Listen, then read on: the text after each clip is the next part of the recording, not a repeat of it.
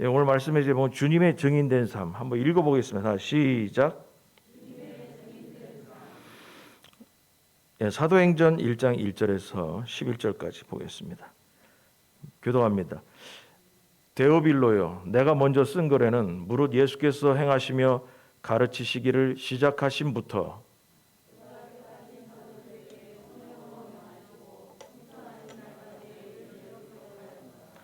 그가 고난받으신 후에 또한 그들에게 확실한 많은 증거로 친히 살아계심을 나타내사 40일 동안 그들에게 보이시며 하나님 나라의 일을 말씀하시니라.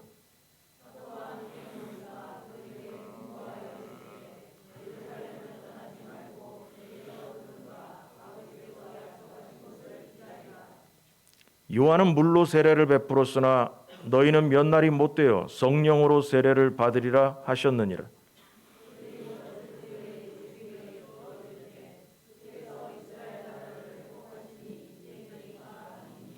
이르시되 때와 시기는 아버지께서 자기의 권한에 두셨으니 너희가 알 바 아니요.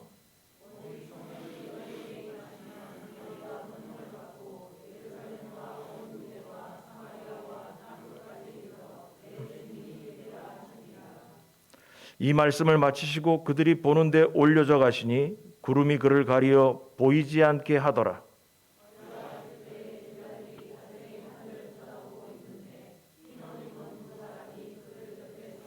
예, 같이 합니다. 이르되 갈릴리 사람들아 어찌하여 서서 하늘을 쳐다보느냐. 너희 가운데서 하늘로 올라 계신 이 예수는 하늘로 가심을 본 그대로 오시리라 하였느니라. 아멘.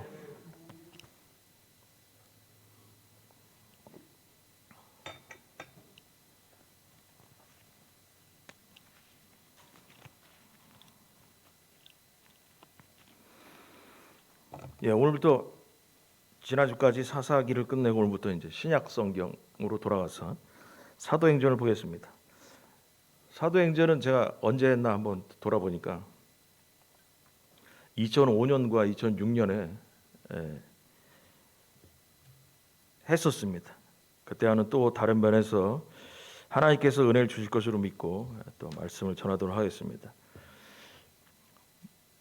본문을 보면서 지금 이렇게 쭉 읽어봤는데 또 잊어버리셨을 거예요. 예수님이 승천하신 날의 이야기입니다. 그래서 예수님께서 40일 동안 부활 승천하셔가지고 일하시고 그리고 나서 이제 하늘로 올라가시는데 올라가셨을 때 뭐 구름을 타고 구름 가운데로 이제 올라가셨다 뭐 이렇게 얘기를 했습니다. 뭐 내용은 잘 설명 안 해도 아실 만한 내용인데 자 그러면 읽으면서 이런 생각이 좀 들어요. 그럼 예수님은 지금 뭐 하고 계실까? 예수님은 그렇다면 지금은 뭐 하고 계시는가 궁금합니다. 하늘로 올라가신 다음 이후로 예수님은 지금 뭐 하고 계실까? 그리고 이제 앞으로 어떻게 등장하실 것인가에 대한 것을 잠깐 알아보겠는데 성경적으로 먼저 이해를 돕기 위해서 먼저 서론적으로 좀 얘기를 하자면 나중에 오실 때 예수님은 오늘 본문에 나온 것처럼 나중에 구름 타고 오십니다. 그래서 다니엘 7장 13절과 14절을 한번 읽어보겠습니다. 내가 다 같이 시작.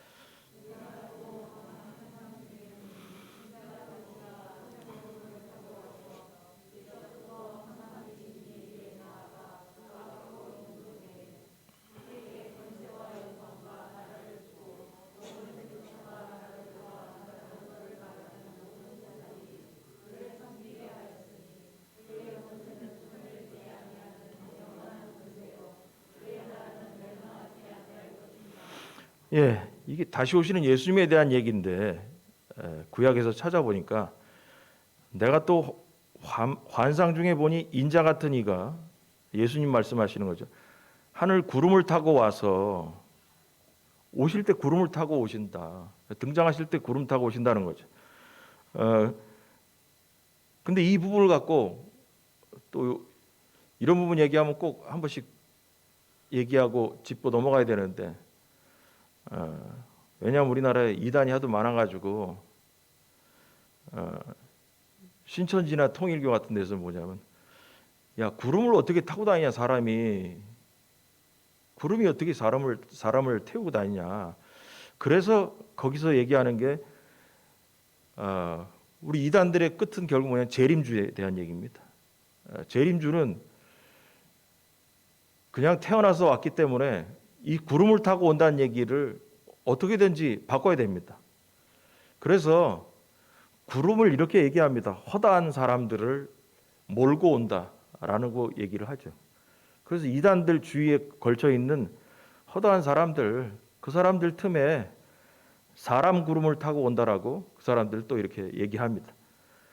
그래서 여러분들이 혹시라도 뭐 우리 상주에도 있는 이단들을 만나면은 이 사람들 얘기의 특징 그거예요. 예수님이 다시 오시기는 오시는데 구름 타고 오지 않는다.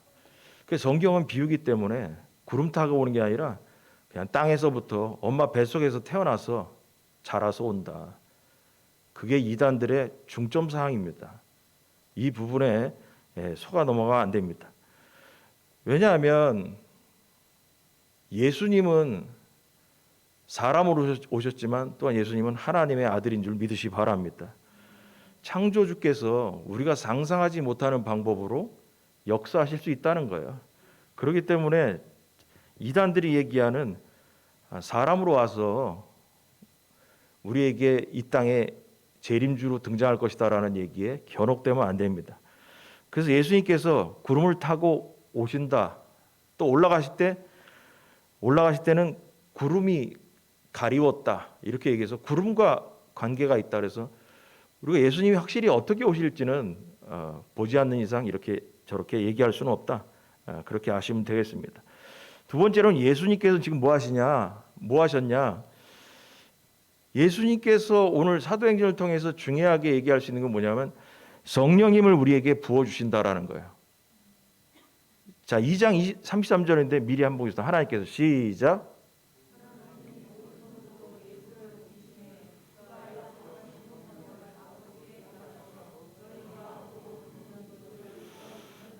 예, 예수님께서 성령님을 우리에게 주시는 겁니다. 그가 약속하신, 그가 누구냐면 하나님이죠. 하나님이 약속하신 성령을 아버지께 받아서 너희가 보고 듣는 이것을 부어주시느니라. 그래서 예수님께서 승천하시면서 마지막으로 하셨던 일은 예수님께서 제자들에게 마가의 다락방에서 성령님을 부어주신 것처럼, 그럼 앞으로 우리의 삶에 어떻게 예수님은 역사하실 것인가? 예수님이 올라가신 거예요. 올라가셨어요. 그럼 이제는 뭐냐면 예수님께서 우리에게 향하시는 일들은 뭐냐? 성령님을 우리에게 보내서 우리에게 성령 충만케 하시는 역사를 하고 계실 것이다라는 거죠. 그래서 우리는 성령님을 구하기 위해서는 뭐냐? 예수님을 뗄래야 뗄 수 없다라는 거예요. 근데 자꾸 예수님만 얘기하면 성령님 섭섭하죠. 왜냐하면 성령님은 맨날 설교하면서 그런 얘기 들었어요. 인격체라고. 인격체는 뭐냐? 감정도 있다라는 거야. 근데 인격체 대신 성령님은 얘기 안 하고 하늘에 올라가신 예수님만 자꾸 찾아봐요. 물론 삼위일체이기 때문에 성령님을 얘기하면 예수님도 되고 예수님 얘기하면 성령도 얘기하지만 그 구분을 확실하게 해야 됩니다. 그래서 예수님은 올라가셔가지고 40일 동안 부활하신 다음에 올라가신 다음에 제자들에게 성령을 부어주시는 역할을 하셨다라는 거예요. 그러므로 우리도 성령님을 받기 위해서 예수님의 도움을 받아야 된다라는 것입니다. 그 다음에 세 번째로 예수님 뭐 하시냐 지금. 예수님은 하나님 오른편에 앉아 계신다. 이게 성경에 나와 있는 답입니다. 자, 사도행전 7장 55절 56절 그 다음에 마가복음 16장 연이어서 읽어보겠습니다. 스테반 시작.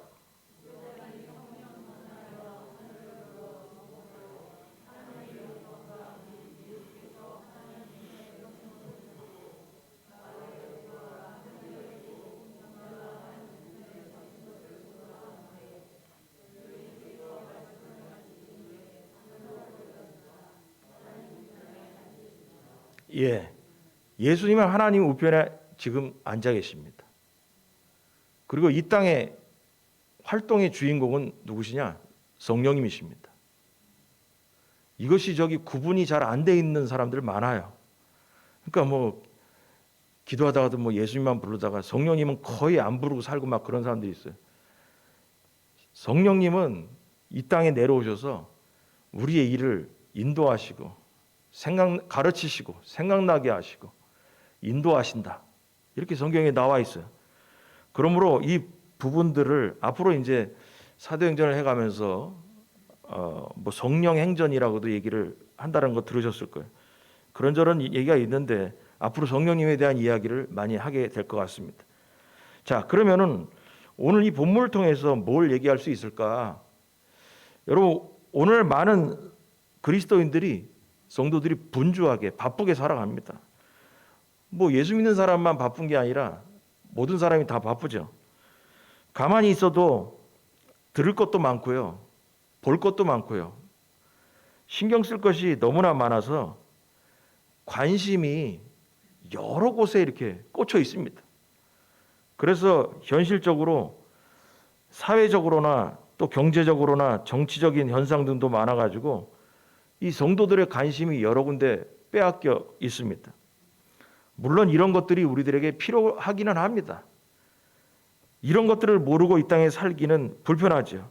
그러다 보니까 신앙생활을 하면서 너무 관심 쓸 게 많아서 신경 쓸 게 많아서 하나님은 뒤로 가고 다른 관심사 때문에 하나님은 뒤로 가고 먹고 사는 문제, 돈 문제, 자식 문제, 또 자기가 놀러 가고 싶은 곳, 또 하고 싶은 것에 마음이 이렇게 정해지다 보면 우리의 신앙의 우선순위가 바뀌어진다는 것입니다. 그런데 오늘 본문을 잘 보면 주님은 제자들이 우선적으로 관심을 가지고 집중해야 할 일을 알려주셨습니다. 오늘 본문을 통해서 주님의 부르심을 받은 제자들과 교회가 진정으로 이 바쁜 세월에 어디에 관심을 갖고 살아야 되는가에 대한 이야기가 나옵니다. 자, 1번 뭐냐? 오늘 주제가 제목이 뭐였죠? 주님의 증인된 삶이죠. 주님의 증인된 삶에 대한 이야기를 하게 됐는데 결론은 이겁니다. 먼저 얘기하면 세상 아무리 바쁘고 신경 쓸 거 많아도 주님의 증인된 삶이 우리 인생의 1순위가 되어야 된다는 것입니다. 그 증인되기 위해서 어떠한 것에 신경 쓰고 살아야 되냐, 관심을 갖고 살아야 되냐. 1번 성령 체험해야 합니다. 다 같이 시작. 다시 한번 시작. 사도행전은 누가가 썼습니다. 누가복음을 지은 누가가 두 번째로 써서 데오빌로라는 높은 지위에 있는 사람에게 편지를 보냈다고 합니다. 그래서 누가는 데오빌로에게 이 2절을 보니까 그가 택하신 사도들에게 성령으로 명하시고 승천하신 날까지의 일을 기록하였노라. 그게 이제 자기가 누가복음과 사도행전을 쓴 내용들의 줄거리를 슬쩍 얘기한 건데, 그런데 여기서 데오빌로라는 사람이 개인적으로 편지를 보냈잖아요. 개인 편지예요, 개인 편지. 하나님은 이 개인적인 글이 성경 속에 들어올 수 있도록 역사하신 거죠. 개인적으로 쓴 글이었는데 이것이 우리에게 2000년 동안 하나님의 말씀으로 자리 잡게 될 줄 누가 알았겠어요? 개인적인 글이었죠. 그러니까 하나님의 역사죠.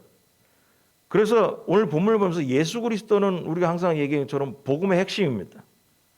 누가가 데오빌로에게 한 일도 바로 예수 그리스도에 대한 증언이었습니다. 예수님의 마지막 이 땅에서 하신 일을 보면, 읽어보면서 예수님께서 이 땅에 마지막으로 하신 일을 보면 예수님께서 무엇에 중요점을 두었는가를 알 수 있어요. 오늘 이 본문을 보면 사람들은 말합니다. 가장 중요한 것이 이 땅에서 뭐냐고. 영화 같은 거 TV 이런 데 봐봐요. 다 마귀 소리인데요. 사람들에게 물어봐요. 왜 사냐고. 그리고 지금 살면서 가장 중요한 게 뭐냐고. 그럼 여러분들 많이 봤을 거예요. TV나 그런 데서 가족이라고 얘기합니다. 가족 때문에 돈 벌고 가족 때문에 일하고 있다고 말하고 가족을 위해서 지금도 살고 있다고 말합니다. 여러분 그게 은혜의 성경의 답인 줄 압니까? 아닙니다, 여러분. 그렇다면 예수님께서 부활하신 다음에 하신 일과 하신 말씀을 보면서 믿는 우리가 가장 중요하게 여겨야 하는 것이 무엇인가를 우리가 이 시간 배우는 거예요. 그리고 예수님께서 가르쳐 주신 대로 살아야 되죠. 오늘 바로 그 얘기를 하라 그러는데, 여러분 예수님은 40일 동안 이 땅에 계시면서 사도들에게 나타나셔서 하신 일이 있어요. 십자가에서 돌아가신 다음에 40일 동안 그 기간이 있어요. 한정된 기간. 그 기간 동안 예수님이 시간이 귀중할 거 아니에요?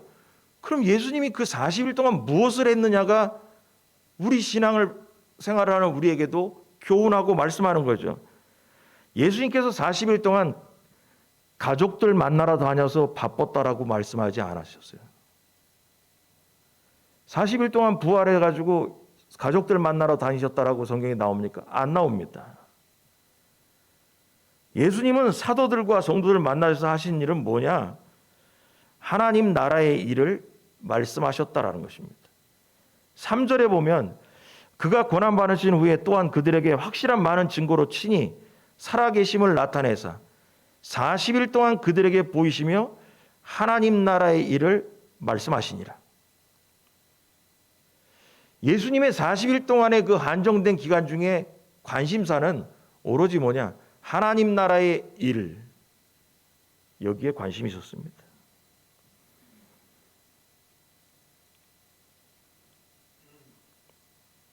그래서 단순하게 정리하면 우리도 하나님 나라의 일에 관심을 가지는 것이 인생의 1순위가 되어야 된다는 것입니다.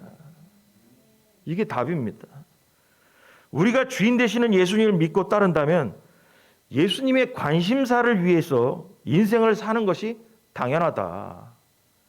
우리가 예수 그리스도를 영접하고 예수님 때문에 이 자리에 앉아 있다면 우리의 남아있는 이 제한된 시간, 그 시간에 뭘 해야 되냐? 하나님 나라의 일에 우리의 시간을 투자해야 된다는 것입니다.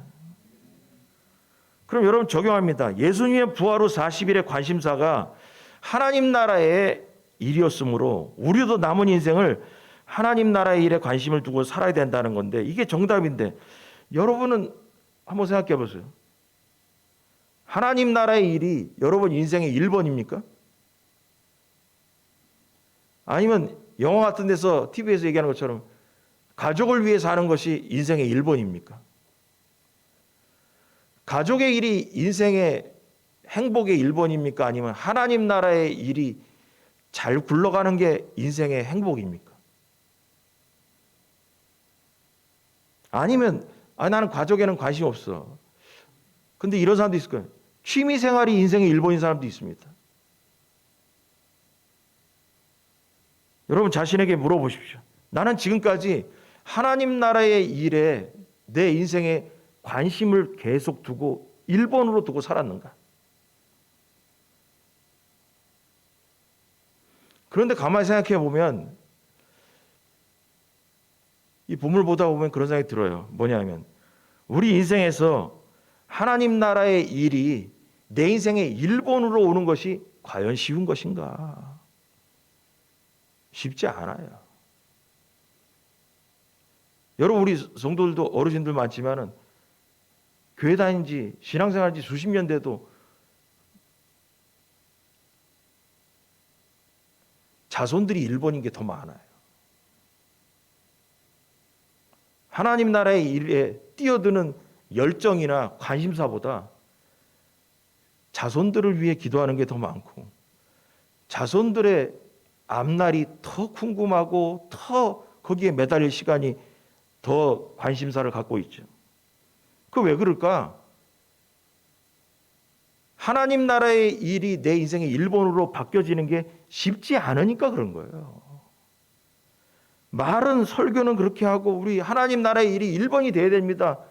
좋은 얘기예요. 근데 그게 실질적으로 하자 보니까 안 돼. 안 돼요. 여러분, 세상에 좋은 게 너무나 많아요. 놀러 갈 때도 많고요.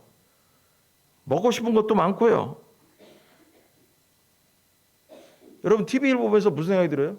요새 먹는 얘기 많이 나오고, 놀러 가는, 코로나 때문에 못 놀러 가가지고 이제 코로나 끝나면 놀러 가야지 그 생각하고 있고, 그러다 보면 우리의 관심사가 예수 그리스도보다는 쉬는 날 차 몰고 맛있는 거 유명한 거 먹으러 떠나야 되는 게 관심사가 되고,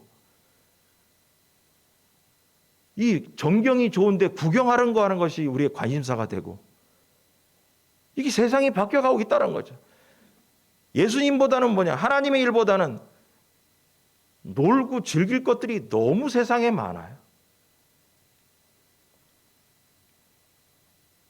그리고 자녀들이, 가족이 내 인생에 오로지 신앙생활을 해도 관심사인 사람들이 태반이다 이거예요. 다시 말해서 맨정신으로 하나님의 나라의 일이 내 인생의 모든 관심사가 되는 것이 쉽지만 않다. 쉽지만 않다. 여러분, 제가 여러분에게 말씀드리면서 여러분 하나님 나라의 일로 관심을 1번으로 돌리십시오. 딱 끝나면 여러분 그게 됩니까? 안 됩니다. 그래서 예수님께서 우리에게 해결 방법을 주셨습니다. 바로 성령 받아야 하나님 나라가 우리의 1순위로 바뀌어집니다. 우리의 일반적인 생각으로, 우리의 일반적인 가치 기준으로 하나님 나라가 내 인생의 1번으로 다가올 수 없습니다. 그래서 3절에 보면 하나님 나라의 일을 말씀하시니라. 그리고 나서 4절 5절 얘기가 사도와 함께 모이사 그들에게 분바에 이르시되 예루살렘은 떠나지 말고 내게서 들은 바 아버지께서 약속하신 그걸 기다려라. 성령님이에요. 요한은 물로 세례를 베풀었으나 너희는 몇 날이 못되어 성령으로 세례를 받으리라 하셨느니라. 여러분, 성령 받아야 하나님 나라의 일이 내 인생의 1번으로 다가옵니다. 우리의 맨정신으로 하나님 나라의 일이 내 인생의 1번으로 바뀌어질 수가 없습니다. 만약에 하나님 나라의 일에 관심을 갖고 사는 신앙이 저절로, 교회에 나오면 저절로 그렇게 쉽다면, 바뀌어지는 게 쉽다면 예수님께서 성령 받으라고 말씀하지 않으셨을 겁니다. 예수님께서 승천하시면서의 이야기의 두 가지는 이겁니다. 40일 동안 하신 일은 뭐예요? 하나님 나라의 일을 말씀하시다 가셨다. 그 다음에 하늘로 올라가시 전에 마지막으로 하신 얘기는 예루살렘을 떠나지 말고 성령이 오실 때까지 기다려라. 이겁니다. 그럼 우리에게도 똑같은 거예요. 성령 받고 움직여라 이겁니다. 하나님 나라의 일은 성령을 받고 나서 가능한 것이기 때문에 예루살렘을 떠나지 말고 약속하신 성령님을 받으라고 하신 것입니다. 다시 말해서 하나님 나라의 일과 성령님은 뗄래야 뗄 수가 없다는 것입니다. 하나님 나라의 일을 하려면 성령님이 도와주셔야 되고, 성령님이 등장하시는 곳에는 하나님 나라의 일이 일어난다는 것입니다. 원리입니다, 원리. 그래서 성령님은 우리가 복음을 깨닫게 하시고 복음 증거에 필요한 모든 능력과 은사를 우리에게 부여하십니다. 그래서 우리는 성령의 역사하심을 의지할 때 복음 사역을 감당할 수 있어야 되는 겁니다. 여러분, 그래서 성령 충만해야 되는 성도가 되길 바랍니다. 성령 받아야 하나님의 백성으로서 하나님의 일을 하게 되는 것입니다. 자고로 어려서부터 우리가 따져봐도 집에서 가만히 놀고 있다가 성령 받았다는 사람은 아무도 없습니다. 점점 설교 시간에도 성령 받아야 한다는 얘기가 줄어든다고 해요. 목회자들끼리 이렇게 만나도 성령님 얘기 안 할 때가 많아요. 가만히 보죠.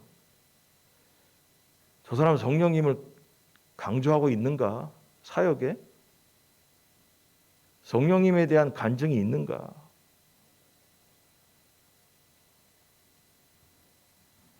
여러분, 날마다 성령의 충만함을 사모하기 바랍니다. 그리고 나중에 이제 성령님 베드로에 대한 이야기 나오고 어쩌고 나오겠지만은 회개하고 기도하십시오. 새로운 영이 나에게 들어오려면 또 여기서 믿는 것과 충만의 개념은 다르기 때문에 시간상 또 얘기하면 길어지고, 여러분 하나님의 약속하신 성령님을 꼭 체험하기 바랍니다. 여기까지 얘기하면 또 그러실 거예요. 나 오래전에 성령 받아서 체험했어. 나 옛날에 한때 청년 시절에 그때 뜨겁게 어렸을 때 부흥회가 또 있던 시절에 한때 뜨겁게 한 적이 있어. 여러분 그 얘기하는 거 아닙니다. 안 됩니다. 중요한 건 뭐냐? 지금도 그 불이 활활 타오르고 있습니까? 이게 중요한 겁니다. 왕년에 한때 우리나라 사람 중에 안 한 사람이 어디 있습니까? 왕년에 한번 교회 장의자 흔들고 기도 안 한 사람 어디 있습니까? 왕년에 무슨 무릎 꿇고 앉아가지고 무릎 깨져라 기도 안 한 사람이 어디 있습니까? 성령 받기 위해서 목구멍에서 피가 나와야 된다고 해가지고 말이 못할 정도로 피가래 나올 정도로 기도 안 한 사람 어디 있습니까? 다 지나왔습니다. 그것도 안 지나온 사람 있을 거예요. 전설 같은 얘기지만 저도 그 시절 다 지나왔습니다. 근데 지금도 성령님을 얘기하고 있고 지금도 성령의 역사를 사모하고 있느냐는 것입니다. 지금도 그 인생에 성령님의 간증이 있냐는 것입니다.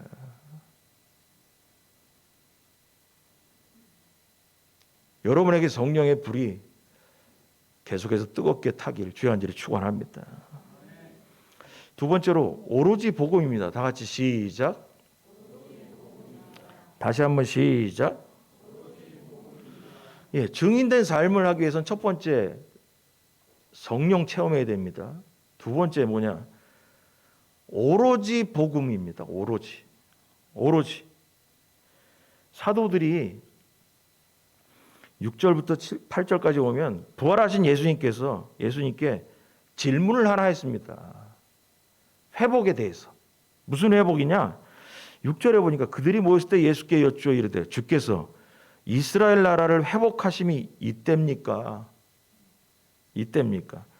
당시에 이스라엘은 로마의 식민지, 우리나라가 옛날에 일본의 식민지로 살았던 것처럼 이때 예수님 시절에 이스라엘이 로마의 식민지였습니다. 그래서 이 사람들은 눈만 뜨면 생각이 언제 우리나라 독립하나, 언제 우리나라 광복절 오나 그 생각이었죠. 우리나라 사람과 똑같은 시절이었어요. 그래서 예수님이 부활하시기 전까지 사도들의 관심, 사도들만 아니라 모든 일반 백성들의 관심이 다 뭐냐? 이스라엘이 언제 로마로부터 독립하느냐. 그게 관심이 가장 컸습니다.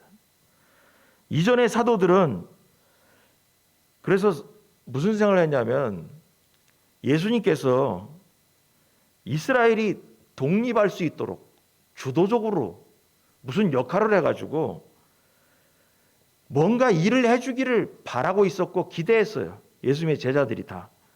다시 말해서 하나님의 아들이신 예수님께서 오셨으면 나라를 그냥 확 뒤집어줬으면 좋겠다라는 생각을 가졌어요. 그래가지고 로마로부터 그냥 나라를 확 뒤집어서 어떻게 좀 독립을 시켜주면 안 될까? 그 생각을 자꾸 했던 거죠. 그래서 부활하신 예수님을 만난 제자들은 하나님 나라의 회복에 대해서 질문했습니다. 이에 대해서 예수님은 엉뚱한 얘기를 하고 계세요. 7절에 보니까 이르시되 때와 시기는 아버지께서 자기의 권한에 두셨으니 너희가 알 바 아니요.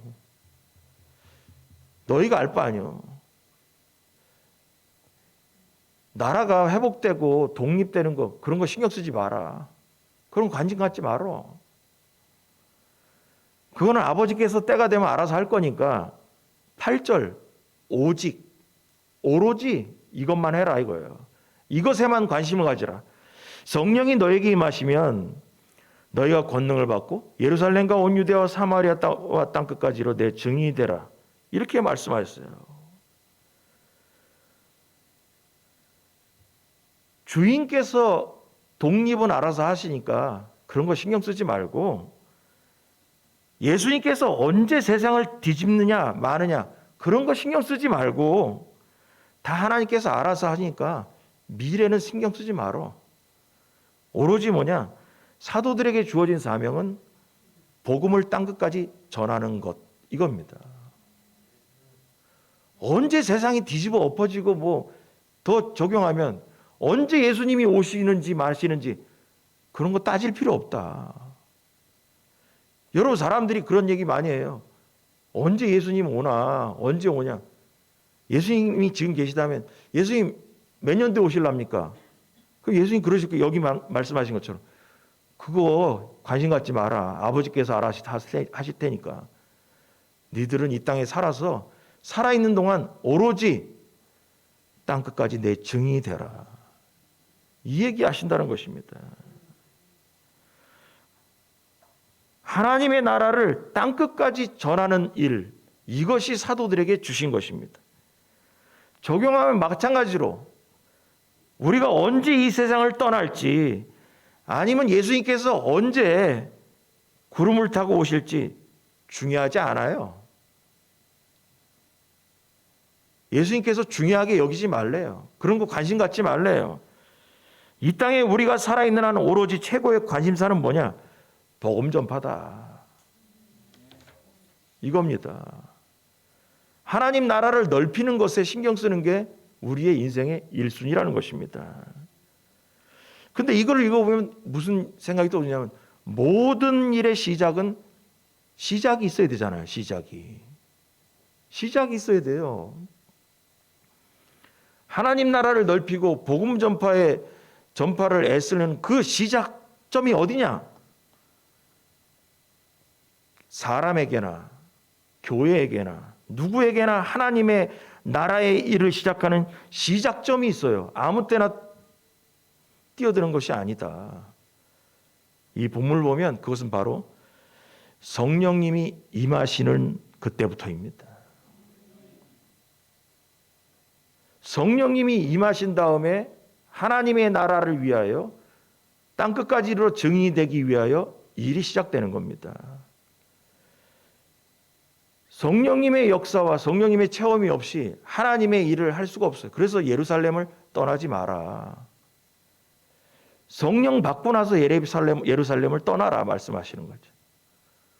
그럼 이걸 적용하면 이런 거예요. 성도도 본인에게 물어봐야 돼요. 내가 성령이 충만한 체험이 있든가, 그때부터 하나님 나라를 위해서 일했어야 되는 거예요. 그럼 성도만 그래요. 교회도 하나님의 성령이 떠나가지 않기 위하여 항상 애를 써야죠.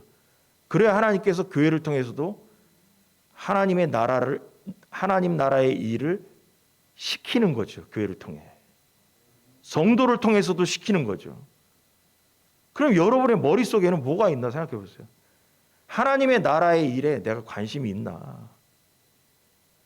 여러분, 우리가 작게 생각하면 하나님의 나라의 일이 너무 어려운 얘기 같죠? 어려운 꼽지 않아요. 크게 생각할 것도 없어요. 우리가 큰 교회도 아니고 무슨 세상을 짊어질 만한 사명을 가진 교회도 큰 역할을 하는 인원도 없고 재정적 능력도 없고, 결국 뭐냐? 하나님께서 우리에게 주신 일만 하면 되는 거예요. 그 주신 일이 교회의 앞날을 위해서 전도해야 되고, 그 구성원들을 통해서 뭐냐? 땅끝까지 이르러서 우리가 온 세상을 다, 온 세계를 선교하고 돌아다닐 만 능력 없잖아요. 근데 하나님께서 우리에게 허락하신, 우리가 일부러 찾아다닌 것이 아니라 하나님께서 걸려들게 하신, 말 그대로 하나님의 섭리 가운데 걸려들게 하신 거예요. 필리핀 선교를 위해서 집중하는 거예요.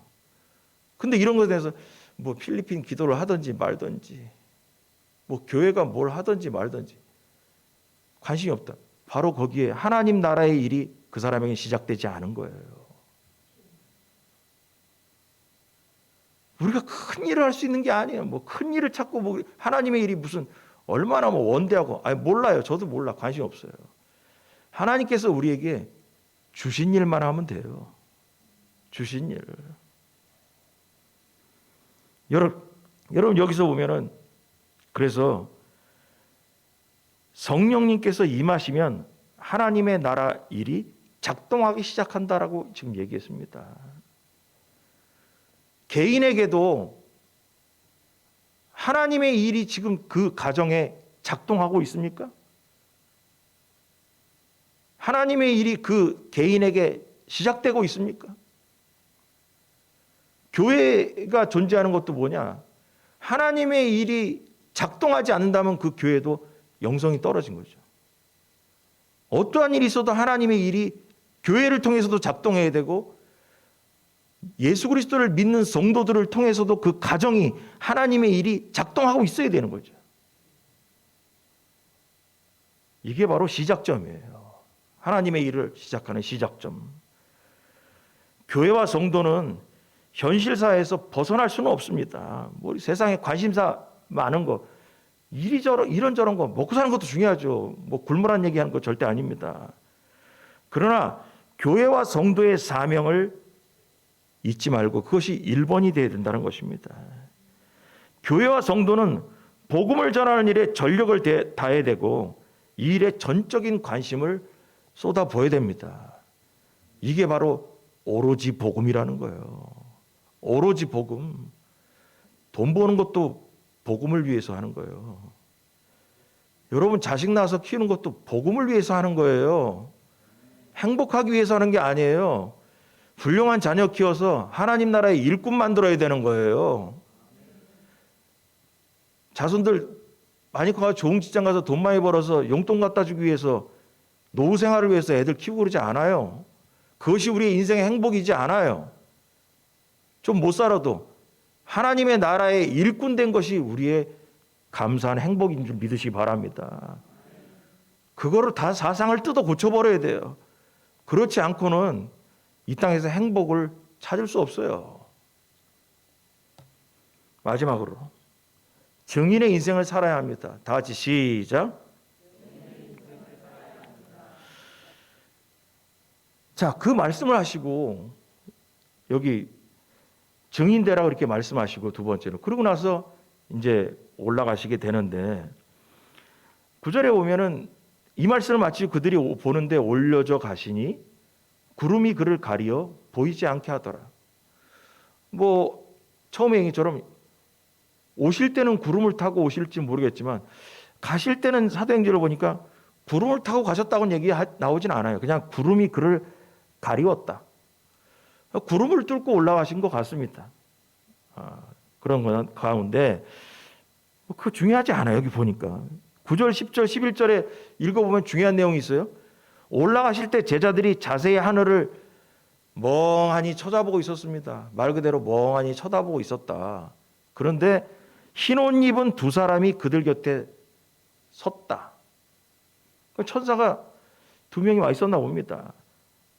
11절이 중요한 거예요. 이르되 갈릴리 사람들아 어찌하여 서서 하늘을 쳐다보느냐. 이 말은 제식대로 말을 바꾸면 이런 거예요. 갈릴리 사람들아 어찌하여 서서 하늘을 정신 나간 사람처럼 멍하고 쳐다보고 있냐. 멍하게. 너희 가운데서 하늘로 올려주신 이 예수는 하늘로 가심을 본 그대로 오시리라 하였느니라. 여기서 뭐냐면 하늘 쳐다보고 있지 마라. 올라가신 예수님 보면서 멍하게 하늘만 쳐다보고 있지 마라. 그게 요 구절에서의 중요한 내용인데 이 말을 쉽게 얘기하자면 이런 거예요. 복음을 위해 부르심 받은 사람들은 복음만 바라봐야 됩니다. 복음에만 집중해야 된다는 것입니다. 엉뚱한 것에 정신이 팔려서는 안 된다는 것입니다. 엉뚱한 것에. 교회나 성도 역시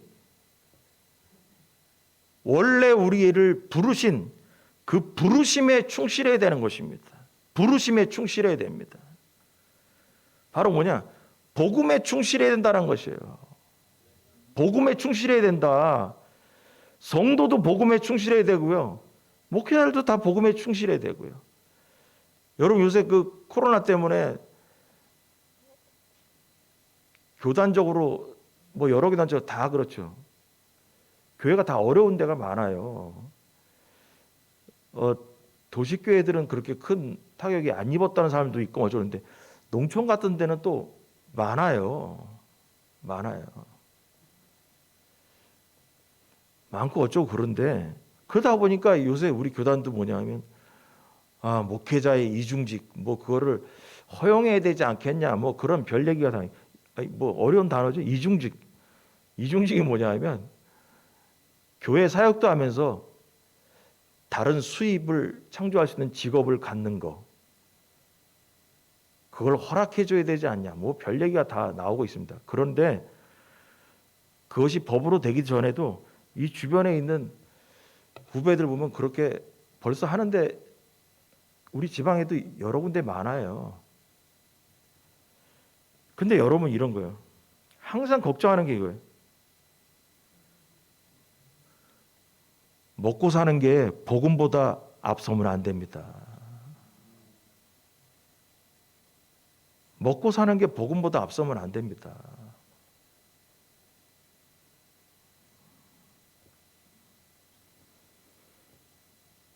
여러분 이 먹고 사는 게 복음보다 앞서면 안 된다는 얘기를 여러분에게 한번 적용해 보세요.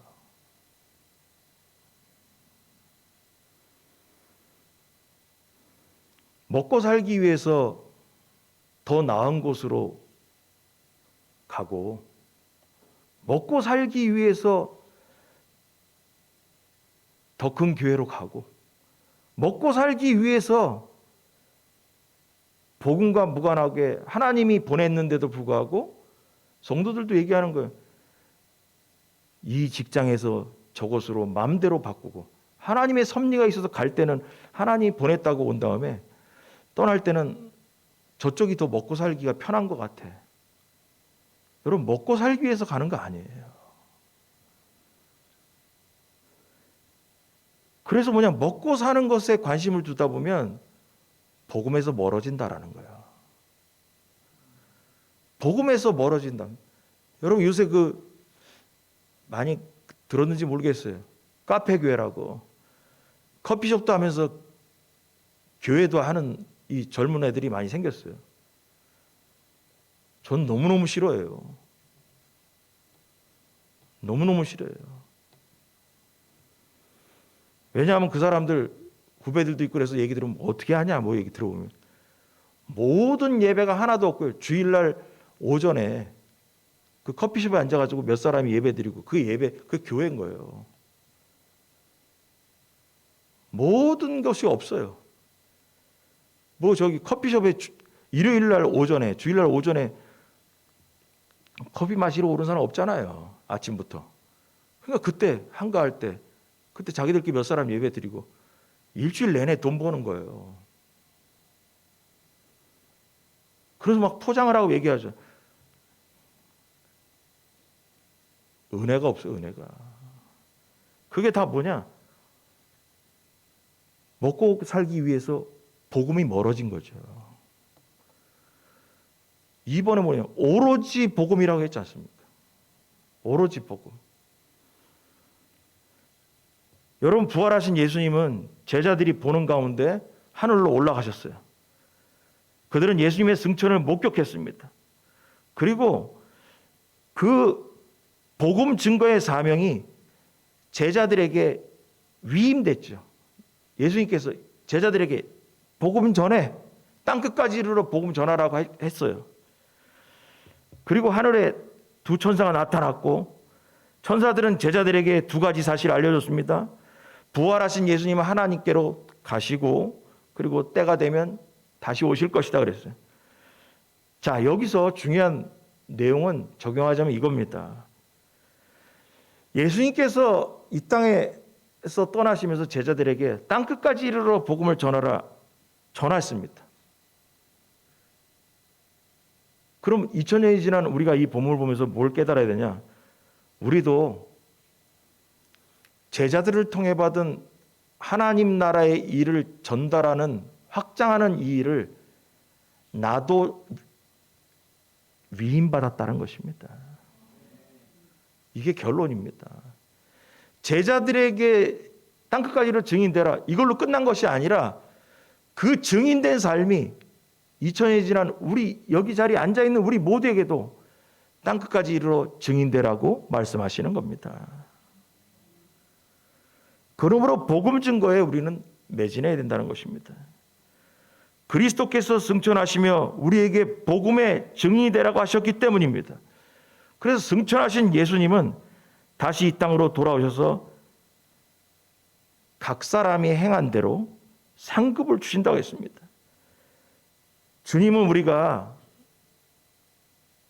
주님이 마지막에 하신 말씀을 얼마나 잘 지켰느냐를 관심 있게 보실 것입니다. 하늘로 올라가시면서 땅끝까지 이르러 내 증인이 되라. 이거 얘기하고 가셨거든요. 그럼 여러분 생각해 보세요. 예수님께서 다시 우리를 만날 때 무엇으로 우리를 상급을 정하실 것인가? 땅끝까지 이르러 증인되려고 몸부림치며 살았는가에 대한 것이 상을 주는 기준점이 될 겁니다. 볼까요? 마태복음 10장 27절. 다 같이 시작.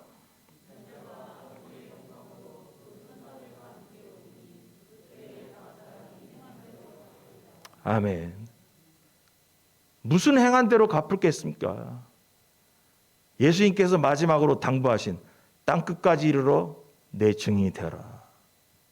그럼 예수님이 이 땅에 오시면 그럴 거예요. 너 이 땅에 살면서 땅끝까지 이르러 증인된 삶을 살았냐? 얼마큼 살았냐? 그걸로 행한 대로 갚으실 것입니다. 우리는 세상의 사건에 관심이 많습니다.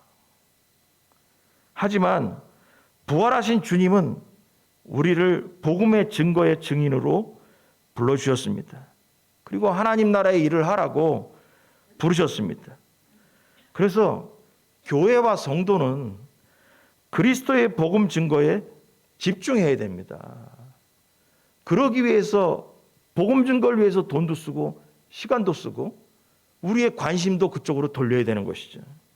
이것이 우리가 부르심받은 이유입니다. 이것이 우리가 이 자리에 앉아있는 이유라는 것입니다. 여러분 믿으시기 바랍니다. 기도하겠습니다.